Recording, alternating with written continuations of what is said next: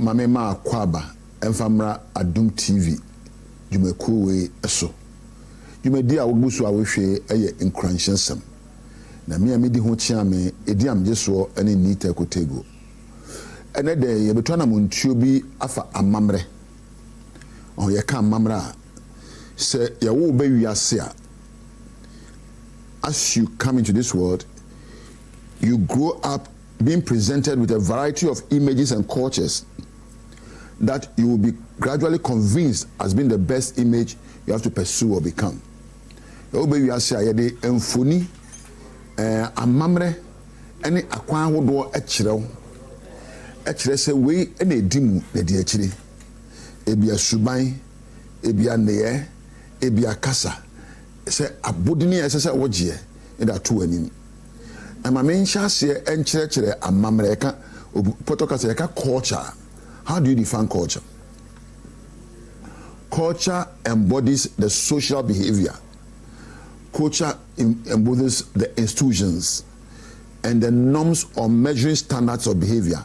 Yeka culture eye nipakusu se mote baabi musu e kabo mu enempo enioma amota eyo kamo bomu ena esusu ye de susu banpa ewo saa nipakuo no. These are practices informed by ideas, ways of life, traditions, heritage, values, habits, and tailored social behavior. Ye cancer culture, ye empo nsusuye, ye eda ankrankre etimu a wakabomu a ye empo nipekuo. Ye nipekuo esuba a woso di mu bia wo ye bie. Ena empo wone nhyehyeye ani wosu ni woban ani wotete nsem a wota eye abakwasem a wodi bubra ena empo de sombo ma wo ma wodi akire enti wo ba wiase asa ne manyina ekekire de soa waba wo ye Ghana ni waba wo ye Nkrani waba wo ye Framantem ni waba wo Asanteni asantefo amamre ena enkranfo soso ye kusum bo na beni chon menim se ka na yewe mu ba igbofo soso be wa amamre kro bia ne brono bia ne bebia ate bia wo na amamre na ye wo wa ye tade kyerɛkyerɛ wo ma wo ya ne no na ye wa ye de anya ne abo ne atwe so enti ento ha se obenya du baabie no na nipakuo su ene wo ban ene wo amamre abaye wo amamre nipakuo su ene wo suban ene wo ne ye abaye wo amamre eno nti se wanyini na amamre kura wo no enya amamre a wo di firi osoro na bae amamre ekura wo no enya amamre a wa na wa hyehye amamre kura wono eye obi su ne ban ne hwehwemu ne ye na watintim wadwen proso na oso wafre no amamre. So many of us are following the cultures of others that we call our social culture. Some of them are Ghana ni enti Ghana su ne ban ni, some of them are Kani, some of them are Framantem ni, some of them Nkrani, they say en Nkrafo wo yo enya no kore. Though culture is inbuilt, it shouldn't be static. We must say achira amamre de, but amamre aya ade abetimi asakra mu eba na wabusua chichire eba na nyonko mu eba na wadesua mu eba na adwuma nanso ya na yehwe TV ite radio ye can papers na there they all justify cultural realities and utilities and artifacts. Eba na media kwa na bro ye papa say we na ekoso na say kwa de aba na say bibi ton high culture we say singer ton we say cooker ton we say standard ton just say aye amamre a ye di akire na enkam ye e ma ye nkwa adwen pro so enwini enkwa akire say mesusu how do I define a new culture away from the social culture that I'm in? Culture and ye di so awade mu amamre ni peso amamre bi wo ho a wagye atomu a adane empo ahwesode ade wu bra na me pese mbisa sa wo ankasa wo a wotie mi ne no wo amamre wo a wotie mi ne no wo amamre ede na betimi de nsa si so akasa we ye me so amamre we ni mi su ni me ban.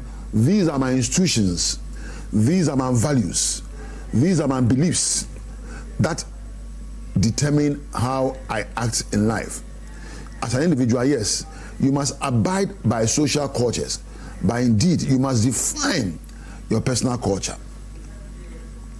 Ebanu wawadia amamre be na wankasa watintimu a odegbo amamre ebu obra ebanu wadwuma yo a ebana disua wo de aye na obi aye bi da bi ena kono ka hunu se onyame ebo se ne se so Bible no say for God made you in his image and likeness and not in the image of any society.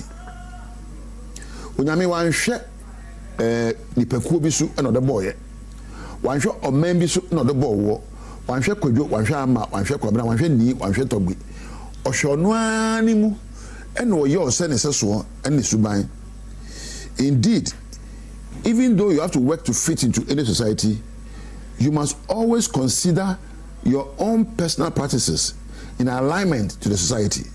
You must consider your principles as it aligns to that society. Musa udeni pekumu ese usuban ni pekuo su no ese ni se bobra but we ye nyina no ese wankasa wo pe uso wa mamre nti na me bi say e de ni wankasa wa mamre. What is your personal culture? Bisa ho hwe unyini no you are supposed to operate at certain things. We dey fa, we dey bibini, say yeah, chira to what process say we go school and na ebe for cratch. We can twi a onya cratch ni. Bo pa wi ase. Na chana ni onzo ka chana ka so onya cratch. Wangu no ene dey me ni utu na montuo bi. Na kai hu say otwedi ampo no oboye wa moye nse ni pekuo wa moye so ni pafoforo wo se na onyame ase se moma ye mu nipa se yesu ne ban na eni ntino obo nipa se ne suban be ma ne oba ene oboye ne enti wo nipa su se Nyankopon a e de na se wa mamre we na me di jawo e de na se wa mamre we na me di jawo e sansa wa yira wa mamre na wa yira wo su pesu nti na wo bre. Your greatest enemy is because you are lost to your own personal culture and to your identity.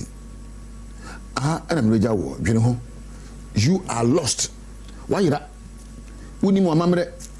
Uni ma mamre ye de wo e de bo wo. Wa be hwe yase de na de bobra. E na uni nipa wo yo. Eno ni nipa ade edi enya. Na meja ha ne. Na mada asese o de fide to adom a wo hwe me. Mami ni kan enne ni pekuo bi ase a wo bo a me ye Thomas ye Priscilla ye me nua pani ana me nua keto akura we be kampadu me da mu nyina ase wo production room ho me da camera fo ase na ma da sound fo ase ma da ni pe bia wo so masene a wo ma adwumade we ba so wo a wo hwe me ko so ana hwe badwam na me nya nwie adwumade we wo no nyame entina